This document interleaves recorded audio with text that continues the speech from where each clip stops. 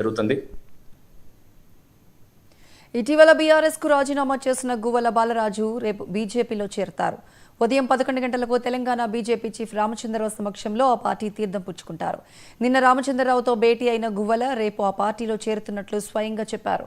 BJP సిద్ధాంతం, లక్ష్యాలు తనకు నచ్చే ఆ పార్టీలో చేరాలని నిర్ణయం తీసుకున్నానని అన్నారు గువ్వల బాలరాజు. ఒక లక్ష్యంతో ముందు రెండు పార్టీలతో మాట్లాడిన తర్వాత చాలా సంతృప్తిగా క్షేత్రస్థాయిలో క్యాడర్ కానీ లేదంటే పార్టీ విధానాలు కానీ ఒక లక్ష్యంతో ముందుకు పోతున్నట్టుగా అర్థమైంది. కాబట్టి పార్టీలో చేరడానికి నేను సిద్ధపడ్డ మాట వాస్తవం.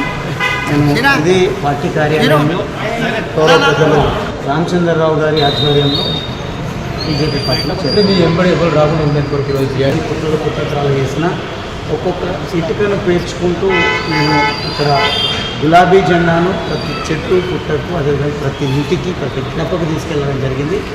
అంతకంటే రెట్టింపు ఉత్సాహంతో బీజేపీ జెండాను ప్రతి ఇంటిపైన ఎగరవేయడం, నల్లమల్ల జెండా గడ్డపైన ఈ బీజేపీ జెండాను కమలం జెండాను పాతడానికి మహాభీషులు రెండు పార్టీలతో మాట్లాడిన తర్వాత చాలా సంతృప్తిగా క్షేత్రస్థాయిలో క్యాడర్ కానీ లేదంటే పార్టీ విధానాలు కానీ ఒక లక్ష్యంతో ముందుకు పోతున్నట్టుగా అర్థమైంది. కాబట్టి పార్టీలో చేరడానికి నేను సిద్ధపడ్డ మాట వాస్తవం.